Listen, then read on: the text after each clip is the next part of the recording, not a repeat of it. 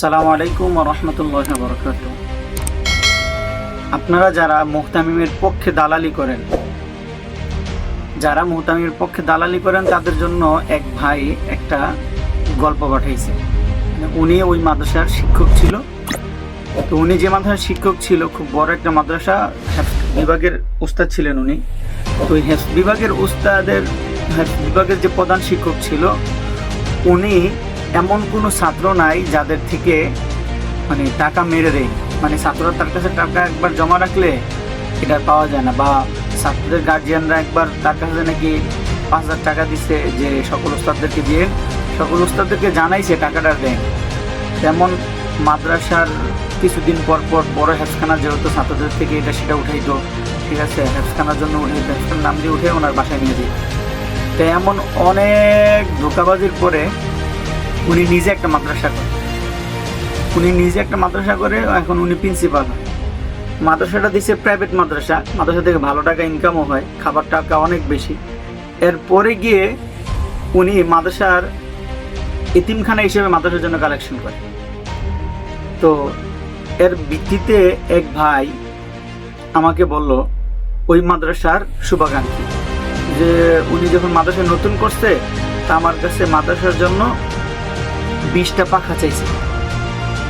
20টা পাখা চাইছে মাদ্রাসার জন্য। আচ্ছা, মাদ্রাসার একটা ফ্ল্যাটের মধ্যে কি 20টা পাখা লাগানো সম্ভব? আগে বলে, একটা ফ্ল্যাটে 20টা পাখা লাগানো সম্ভব না। তাহলে উনি 20টা পাখা দিয়ে কি করবে? উনি তো মাদ্রাসা ভাড়া নিছে একটা ফ্ল্যাট, 2টা ফ্ল্যাট নয় ধরলাম যে ভাড়া নিছে, বা একতলা ভাড়া নিছে। একটা ফ্ল্যাটের মধ্যে কি সাধারণত কয়টা রুম থাকে? 3টা রুম থাকে। তো 3টা করে 6টা রুম, না যে 6টা পাখাই লাগবে, 20টা পাখা কেন লাগবে? ওই ছেলে প্রবাসী ছিল, এই জন্য তার কাছে এত বেশি চাইছে।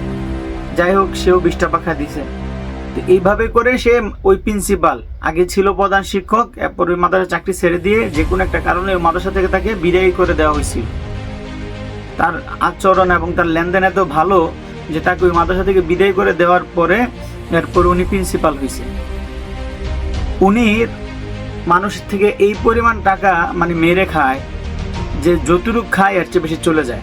উনি একদিক দিয়ে ওনার স্ত্রীর চিকিৎসা করতে অনেক টাকা লাগে প্রত্যেক মাসে। তা আমার কাছে মনে হয় যে উনি যে মানুষের টাকা মেরে খায়, এই জন্য ওনার স্ত্রীর পিছনে এত টাকাগুলো লাগে, না হয় লাগতো না। দেখবেন একদিক থেকে হারাম খাওয়ার পরে হারামটা কখনো হজম হয় না। উনি একজন হুজুর হয়ে, আলেম হয়ে, তা উনি কীভাবে পারে? আপনারা তো যারা এই যে প্রিন্সিপালের পক্ষে দালালি করেন, এরকম দালালও বাংলাদেশে অনেক আছে। যাই হোক, এই ধরনের যারা প্রিন্সিপালের হাতে হেনস্থা হইতেছেন, আপনাদেরকে বলি, আপনারা নিজেরাও যদি বলতে না পারেন তাহলে আমার ইউটিউবে হোয়াটসঅ্যাপ নাম্বার দেওয়া আছে। যারা ফেসবুক থেকে দেখতেছেন, ফেসবুকে মেসেঞ্জারে গিয়ে আমাকে জানান, আমি আপনাদের কথাগুলো আপনাদের ভাষায় তুলে ধরবো ইনশাল্লাহ। সকলেও যদি আমরা বলতে না পারি, কমসে কম আপনারা আমার কাছে জানান, আমি বলি। এর মাধ্যমে একটা সময় দেখা যাবে এই সকল যারা এই ধরনের দালাল আছে, দালাল মার্কা আলেমদের চেহারা সবার সামনে উন্মোচিত হবে এবং সমাজ এদেরকে চিনতে পারবে, আর এরাও সতর্ক হবে। আসসালামু আলাইকুম ওয়া রাহমাতুল্লাহি ওয়া বারাকাতুহু।